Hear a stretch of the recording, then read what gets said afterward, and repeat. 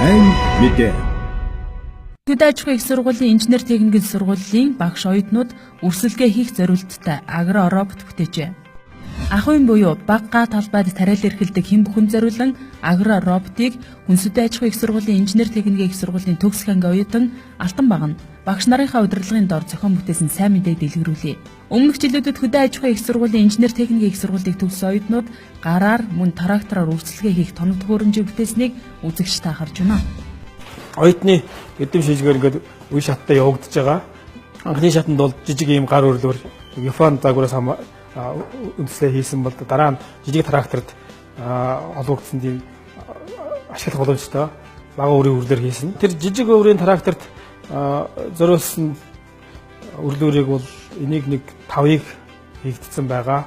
Энэ гар өрлөөр нэг 10 хийгдсэн байгаа. Эдгээр үрсэлгээний тоног төхөөрөмжийг орчин үетэй нийцүүлэн автоматар ажилуулах боломжийг оюутнууд эрдэм шинжилгээний бүтээлийн уралдааны үеэр эрэлхийлж төгсөх анги оюутан Алтан баг нь бүтээл болгосон нь энэ юм. Харин одоо оюуны өмчийн эрхээ авахаар хөөцөлдөж байгаагаа хуульчилсан юм аа. Хүмүүс ч ингээл гараар аваад нэг нэгээр хийдэг байхгүй нарийн үргэлж. Энэ болохоор мотор нэг ирэхэд нэг өрөө ингээ хоолоогоор дамжаад газар урдна. Энэ ярах хошоогоор газрыг яраад хоёр манагчаараа манддаг байгаа. Мөр орны зайг ингээ шилжүүл тааруулж өгнө. Сүрээрээ чангалаад ийм зорилттой. Тэгээд нөгөө өрлөөр үуч нэг хамгийн хэцүү нь болохоор катушк нь өөр ормол тарих тун катушк нь сольж идэг байхгүй ажиллагаатай. Энэ болохоор катушк нь амархан ерөөсөө эндээс нь аваад тийчин урмал хоорондын цааш нөгөө дугуйндаа таарж өгдөг нөгөө ихэнх гар өрлөөр механик өрлөөр. Жишээ нь одоо энэ өрлөөр дээр гэвэл энэ голоос эргэлтээ авч игээл энэ өрлөөр. Тэгэхээр минийх ерөөсөө голоос эргэлтээ авахгүй өөр механик систем ашиглав. Энэ бол агророботын анхны загвар учраас цаашид сайжруулан боловсруулах зүйл их байгааг багш оюутнууд онцолж байсан юм. Хамгийн наад зах нь алсын зайнаас гар утсаараа удирдан ажиллах боломжийг хэд мэд судалж үзсэн байна.